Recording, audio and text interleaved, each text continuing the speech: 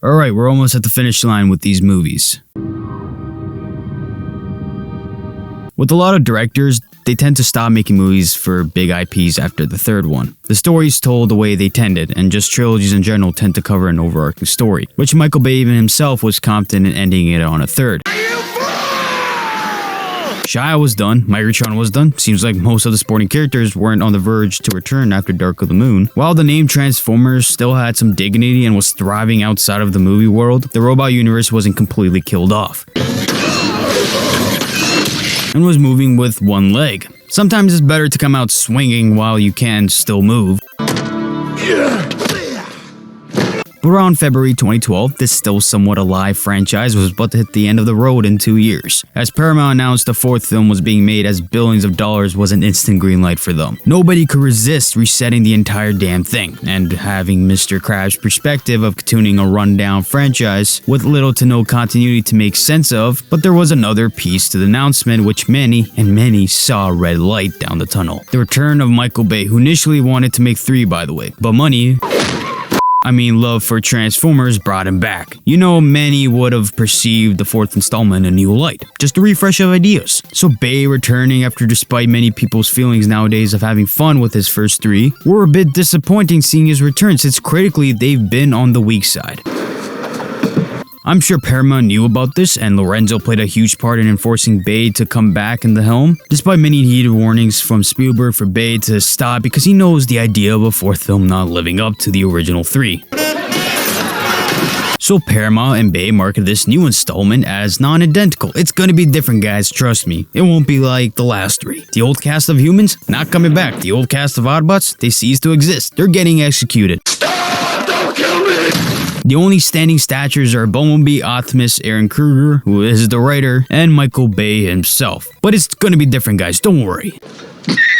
A new Optimus design. Still, to this very day, I don't know how the fuck does that even transform into a truck. New Bumblebee design. That is fucking disgusting. Oh shit, Mark Wahlberg from Pain and Gain is gonna be in the film. And the person that played Qatar in the horrible M. Night Avatar film. Oh, this movie surely will be different and out of this world. Thoroughly disenchanted. Well, shoot my 2014 self in the foot cause I was fooled back then. But how the hell did this movie make billions despite dropping at least $100 million in the domestic return from the third film?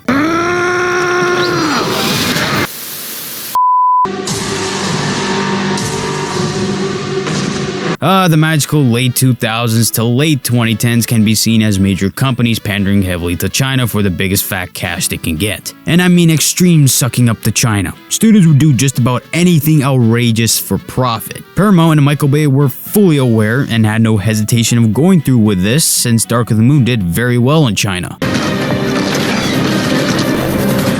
I'm sure Paramount knew they wouldn't be getting a big return if they didn't pander to the market, hence most of this film's success is getting vacuumed from the international scene, China taking 35% of that margin internationally. This deal will generate millions for our cause. Money can buy many things, even power. The road to our future begins here, my friend.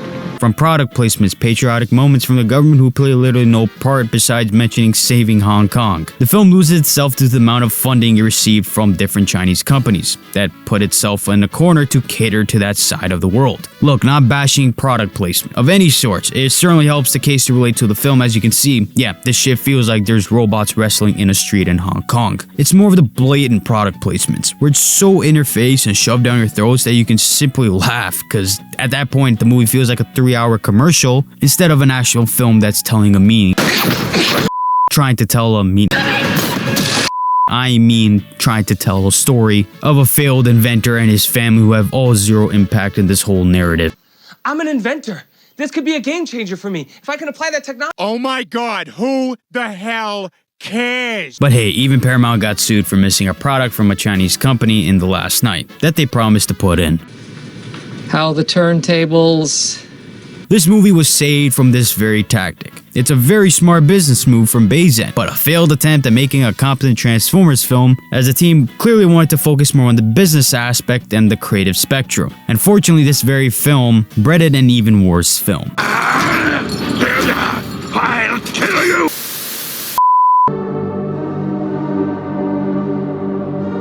with the fifth film branching this train wreck franchise into numerous directions of history, completely shitting on when the fuck did the Transformers even arrive on Earth. Age of Extinction puts more excessive powder in the barrel to light an explosion on the first original 3 films. That's what we do. Move in, it's beautiful, then we wreck it. Establishing Transformers made contact during the T-Rex days. You see, our beloved dinosaurs weren't killed off by an asteroid. No, our history teachers and our books were completely wrong. It's all hocus pocus. Your mission was most illogical. But the creators of the Transformers, so another head scratcher, you may have learned that the Allspark is the vessel which gives life to these robots. Well, clearly the writer laughed at that very idea and scrapped that cause it's a soft reboot. You think you were born? No. You were built. Jesus! Right? Christ, listen to you, you're delusional! Oh, piss off. Soft reboot is a terrible meaning to semi-reset a universe, destroying any fundamentals of consistency that was left in this very meaningless pit of horrible writing. Just reset it all. Stop bringing and matching events from previous films if you're semi-rebooting the franchise into a different direction. Get on in the wind. The Decepticon that started the Chicago War? If that's a transform there from the Battle of Chicago. Because that very original narrative still exists if you keep pointing that back then in Chicago, we lost 3,000 people. Because that very third film is connected to the second film. That second film is connected to the first film. Thus, the fourth film is clearly connected to those 3. So this is not a semi-reboot and you're completely destroying what was created. The fact that these guys wanted to create a cinematic universe with this much incompetence to their story, it's outrageous. I mean, there were already holes in Megatron's plan in Revenge of the Fallen when the Fallen appeared to make contact with Earth before Megatron even crash landed, and even Dark of the Moon decided to add the whole Decepticons sleeping on the moon and having a massive army to invade Earth before the events of Chicago took place. I mean, clearly traveling without the space bridge exists. It was literally established in the first 2 films. I'm sick of this crap. But now you're introducing creators which have completely fucked the entire essence of the first movie with the cube drawing life in Transformers. I mean, we all remember Mountain Dew Bot and how he was created.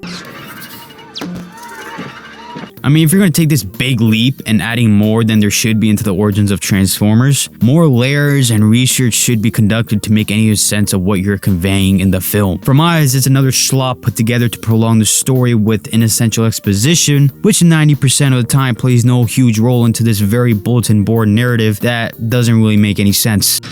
To lay some hate.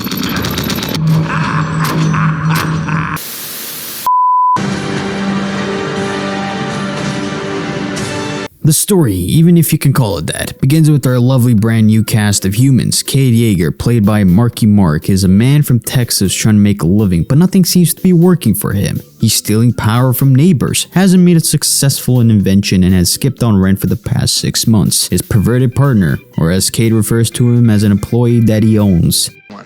That was like a while ago, even in Texas. He has a daughter named Tessa. Doesn't really do anything in this movie, but she has a boyfriend named Shane, who does nothing. I mean, hey, at least he can drive, which is shoved down our throats constantly in this movie. Meanwhile, the CIA have an inner group called Cemetery Wind, who are led by the movie's human villain named Mr. Attinger. Their task is secretly hunting down every Transformer, not just Decepticons, but even the Autobots. Which is honestly funny, because in the scene with the Chief of Staff, states the President wants to take a very friendly photo next to Optimus Prime, clearly implying not even the President is very aware that the Autobots are being targeted as well. So how the hell is everyone, including the members of KSI, no, not that KSI, this KSI, who are hidden in the dark when the film clearly shows wanted posters of Bumblebee and Optimus out in public? So the President, nor KSI, the group that Cemetery Wind work with, are left in the shadows of the icky shit Harold and his men are doing.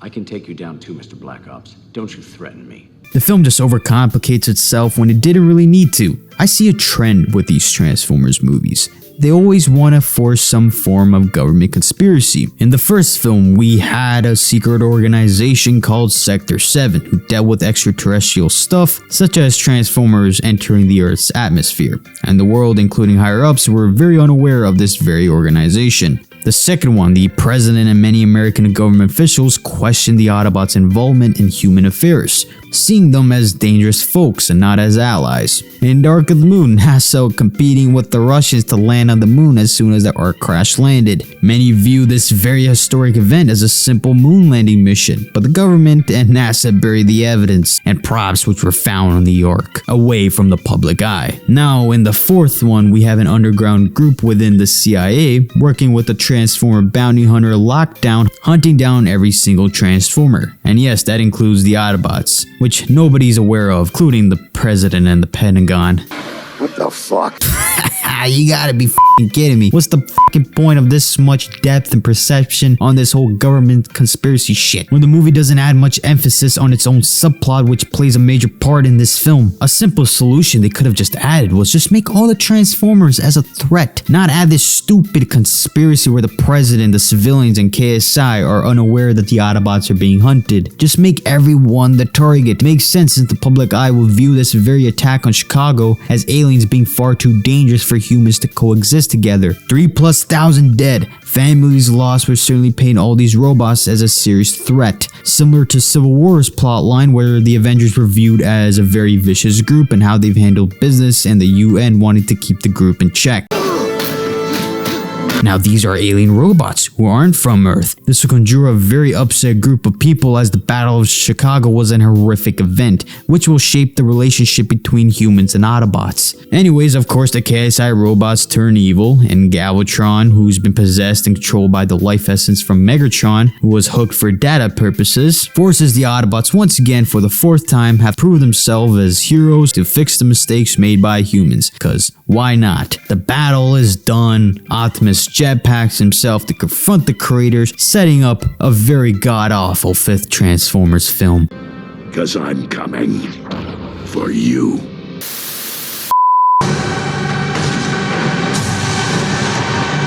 Now, I wasn't particularly the biggest Sam Witwicky fan, despite many loving his character, and I can respect the iconicness at this point. But holy, watch Kate Yeager mention Inventor every 10 seconds makes me miss the screaming annoyance of Sam. This is by far the worst cast of good humans. Two of them contribute jack to the plot, and while Cade has his moments but his character itself fails on all aspects. And an arc which is pretty much non-existent. He is a struggling dad trying to make a living, to pay off his mortgage and get his daughter through college. But his love for inventing, if you want to call it that.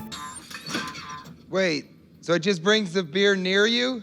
Yeah, he's very bad at his job. Now, it's an easy concept to sympathize, but the execution of how his character is makes it very difficult to rally and invest. He steals power from his neighbors, gets angry for not paying off his home, and threatens to beat a living crap out of a buyer. He's an asshole to his own partner, which Michael Bay certainly enjoyed. He's not likable at all, and his whole invent anything that means something isn't even paid off, nor does his inventions really do anything for the story. Yeah, I can at least say he actually has sense though when Shane flips a card to defend an adult dating a minor due to some Romeo and Juliet law. What the hell is even that? Oh yeah, in a movie based around Transformers, more emphasis and stories put into that fucking scene instead of the actual Autobots. But nope, this is far more important. Also, why? What was the fucking point? Who develops as a character in this very scene? It doesn't contribute to anything. Michael and Aaron could have had Tessa be 18 and everything follows would have pretty much stayed the same. Cause the idea of Shane dating a minor isn't even brought up later in the film. They simply brush it off. It's a very out of place scene when you really look at this very nonsensical plot of this film. So the question I'm gonna ask again, what the fuck was the point? What's wrong with you humans? So the original 3 films did have bonker scenes, where you puzzle the idea of the importance of the scene in the film. Spoiler, none of those scenes really play a huge major role, but this is on a whole new level of an attempt to develop a relationship between Cade and Shane. The biggest pet peeve I have for at least this human subplot is, if you remove them from the movie, you at least have an hour of this film cut off, and everything they give to the story can easily be replaced and utilizing the Autobots in some way of developing their characters. It's a damn Transformers film. Start the movie off not on a farm in Texas, but Optimus being hunted down in Mexico City and escaping with his life on the line, and have the film in his perspective, working his way to finding the other Autobots in hiding. During the confrontation with Lockdown, have the Autobots team up and help Optimus as a nice closure and payoff, given Lockdown was the very one who hunted down their friends and ripped and collected their spark. Now, I'm not claiming that what I've suggested would have made the movie 4.5 or 5 stars, but it certainly would have felt much different in value compared to the load of 3-hour chunk of all-around chaos we received. Okay, very persuasive. Textbook machismo.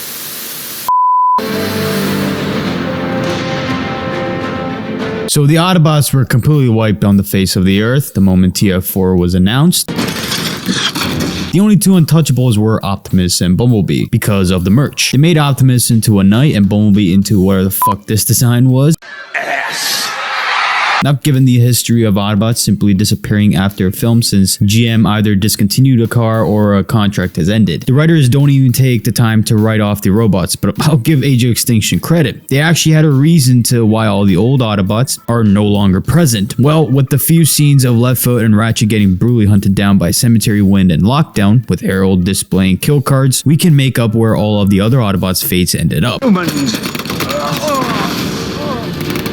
But hey, new cast of Autobots. They seem to want to make the Autobots more human, giving them more personality. We had a total of 3 new Autobots in Drift, Hound, and Crosshairs. Crosshairs with the rebel-like personality and loves to show off. Hound with the big bulky tank who's a walking gun store pretty much, with a grizzled veteran personality, and Drift who doesn't do much in this movie, except do like samurai things and say samurai lines. Now, I'm not no Transformers expert, but do samurais even exist in this lore? Or is just Michael Bay wanting Ken Watanabe to play a samurai in robot form? Now, at least these robots have some personality and not only 2 of them. But why is this cast of new robots are more disliked despite having personality, which Transformers fans craved for since the first film? Well, all of them seem to want to kill each other. Point a shotgun at one's head. Now, he is a rebel, so that makes sense, but Hound threatening to drop a grenade down Drift. They all hate each other. Yes, I've been waiting for them all to dispatch each other so I could take charge with no trouble at all. Now, I don't mind a rebellious, pretentious character. Maybe one is fine, but when they all share an asshole nature, hard to root for the group. These guys are supposed to be nice, good guys. And yeah, the earlier 3 we had those qualities even with the minimal screen time they had, like with Ratchet and Ironhide, they still possess those qualities which make them Autobots.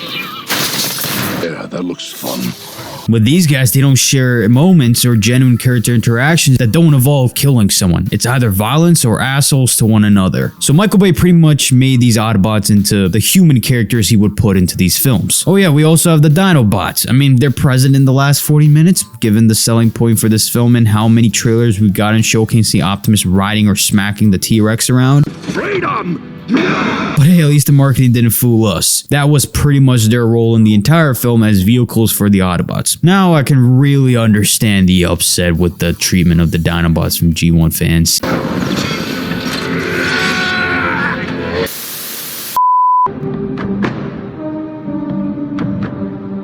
This franchise had some pretty wacky villains. I'll say TF1 and TF3 being at the top of the chain, with Megatron treated as a final boss and absolutely shit-kicking the Autobots, and Sentinel with the motivation to save his race through breaking his moral code as a Prime. As for TF2, well, the Fallen was a walking time bomb of a mess.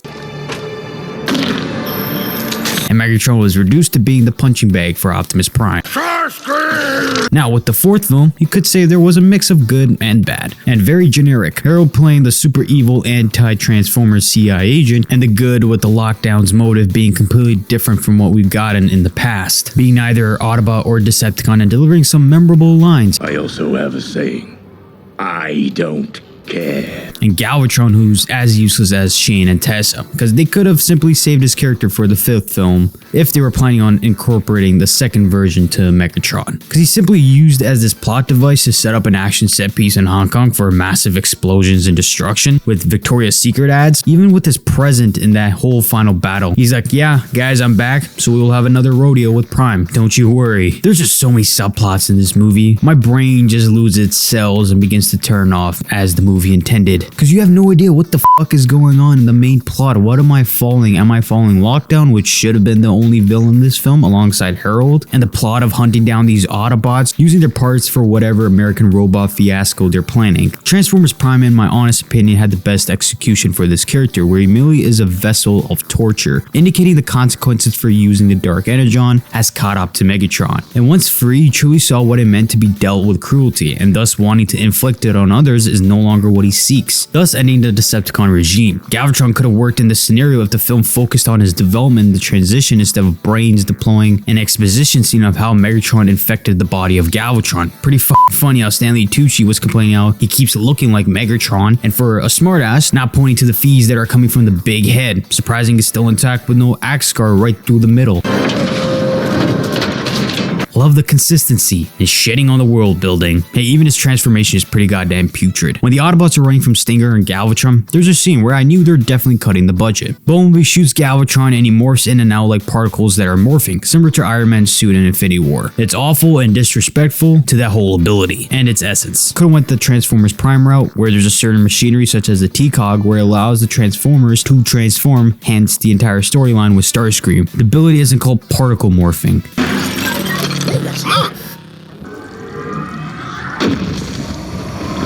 Honestly, the best character who isn't even Optimus Prime is Lockdown, the only character with consistent morals, and seems genuine with his deals. Paints the picture since he takes his bounty hunting job very seriously. He's neither a villain nor a hero, just a dude working for a higher up to collect a prime for the creators. The voice, the badass walk, the sniper head, it's something unique and different from the other villains. He even has his own perspective on the very universe, in consequence keeping on his own turf, as there is a much greater power than him and a Prime, and warns Harold for keeping his shadow boating in line, as the human race is by far from the center of the universe.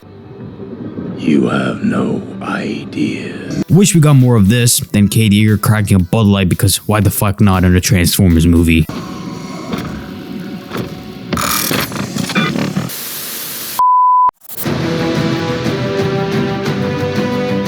Well, that was a pain, but I'm pushing myself to finish all 5 films, even though it gets worse from here. The original trilogy, even with all its faults and the discrepancies, people still enjoy those films no matter how illogical and crude and inconsistent the plot and characters were. They still felt like a creative man whose style still wasn't good fit for Transformers, but yet still try to make those films entertaining with new set pieces. Transformers 4 feels like Michael Bay trying to get as much money as he can from milking the last 2 into a commercial instead of actual movies. I can enjoy dog shit, but it really has to be the good kind. This is not the good kind. It's beyond that. As someone who's a very big fan of movies and a Transformers fan, I actually hated this movie more than I did before. I prayed that maybe my rewatch I'll see the magic Aaron was writing, but it's worse. And yes, this is where the actual downfall of the Michael Bay Transformers era began. Shitty human characters nobody gives a rat's ass about, one of them being brutally blown up and a wallpaper shot because Michael Bay hated T.J. Miller's guts. Oh, and his character didn't add a single thing, and he got more screen time than Crosshairs.